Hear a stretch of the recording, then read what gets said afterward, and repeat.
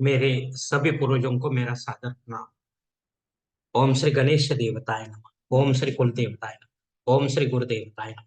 ओम सर्वश्री इष्ट देवताय नमः। शिव शरण दोस्तों, मैं हूं कड़प्पा। आपके सामने फिर से हाजिर हूँ। मेरे धर्म कर्म चैनल में आपका स्वागत है दोस्तों। दोस्तों, दिन नक्षत्र तिथि योग और कर्म इन 5 अंगों से बनता है पंचांग। और रोज संकल्प छोड़कर पूजा करने से, पंचांग बोलने या सुनने से नाना सिद्धियां आपको प्राप्त होने की संभावना बढ़ती है। क्योंकि तिथि हमें वैभव देती है, वार हमारी आयु बढ़ाता है, नक्षत्र हमारे सभी पापों को नष्ट करता है, योग हमें जुदाई से बचाता है, और करण हमारी सारी मनोकामनाएं पूरी करता है।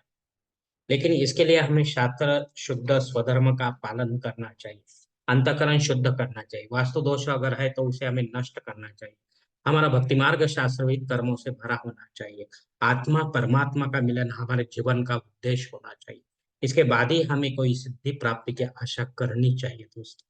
दोस्तों, अब आपको पंचांग आज का सुना जा रहा हूँ। इसका उपयोग आप किसी भी धार्मिक कर्मकांड में आराम से कर सकते हैं दोस्तों।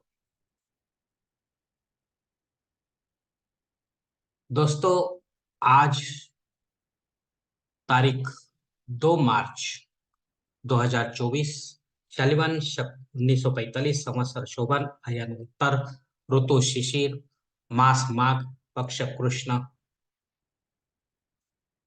तिथि दोस्तों आज की षष्ठी तिथि है। सुबह 7:54 के बाद सप्तमी तिथि शुरू होगी। वार शनिचर है दोस्तों। नक्षत्र दोस्तों विशाखा नक्षत्र है। दोपहर 2:42 के बाद अनुराधा नक्षत्र शुरू होगा। योग दोस्तों व्याघात योग है। शाम 6:06 के बाद हर्षण योग शुरू होगा। करण दोस्तों वनिज करण है। सुबह 7:54 के बाद विष्टिकरण शुरू होगा। और रात 8:25 के बाद बहुकरण शुरू होगा दोस्तों।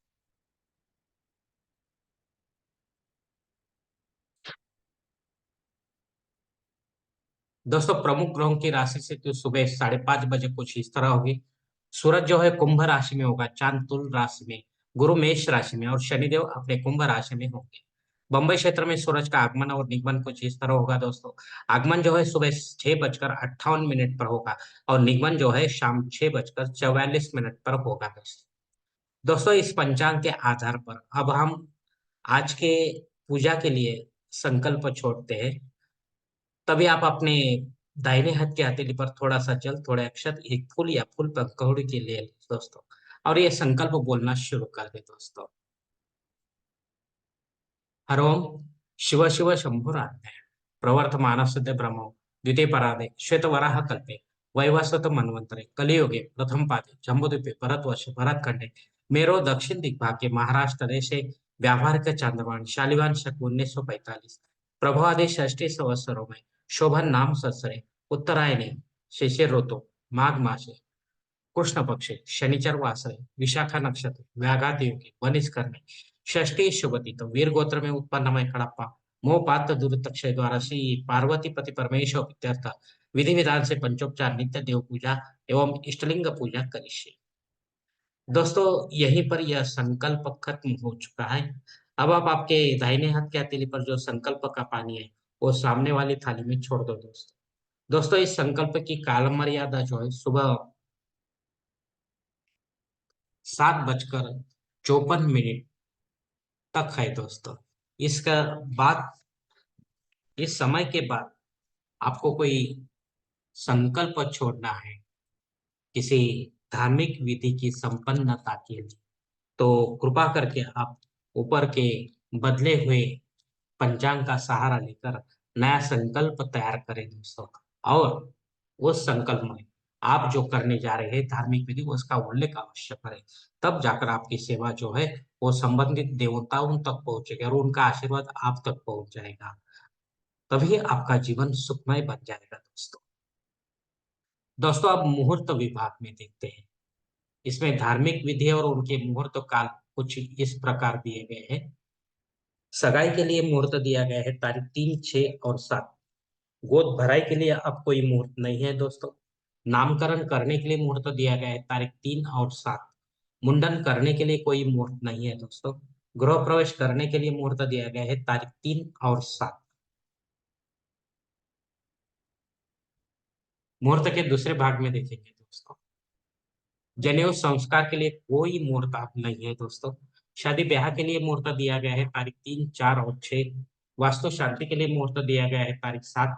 भूमि पूजन तथा पाया भरण के लिए मुहूर्त दिया गया है तारीख 6। देव मूर्ति की प्राण प्रतिष्ठा करने के लिए मुहूर्त दिया गया है तारीख 3।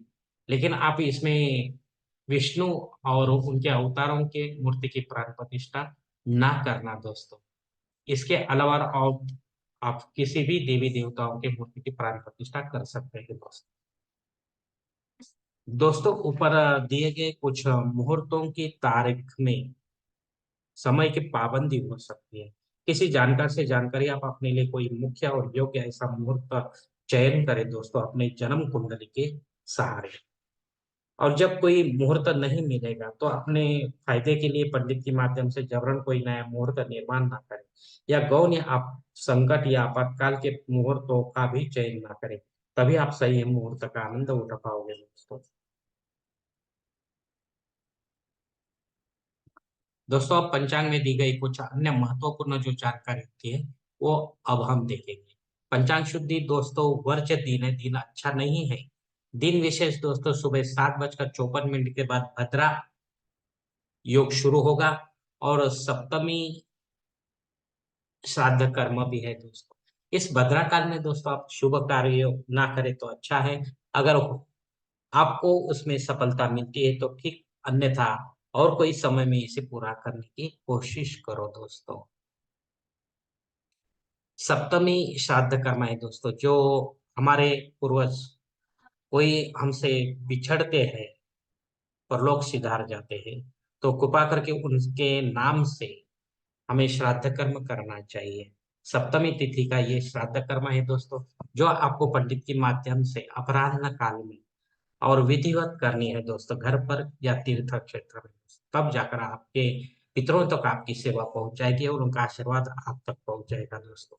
आपका जीवन और भी सुखमय बन जाएगा।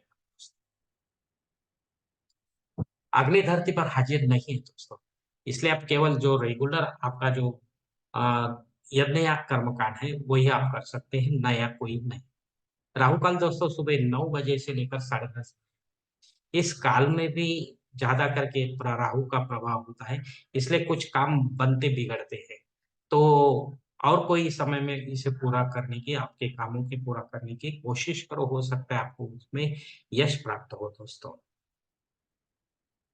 दोस्तों संकल्प छोड़कर जो पूजा की जाती है वो 100% और जल्द फलदायी होती है, क्योंकि हम ही होते हैं ऐसे धार्मिक कर्म कांडों के कर्ता धर्ता।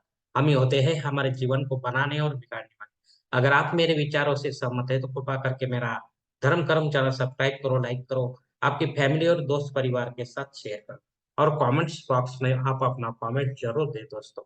दोस्तों मेरा अगला वीडियो आप तक पहुंचने के लिए बेल बटन का अवश्य दबाएं। धन्यवाद दोस्तों। हमारी अगली मुलाकात होने तक आप खुश रहे, आनंदी रहे और प्रसन्न रहो। हरि ओम शिव शंभो महादेव।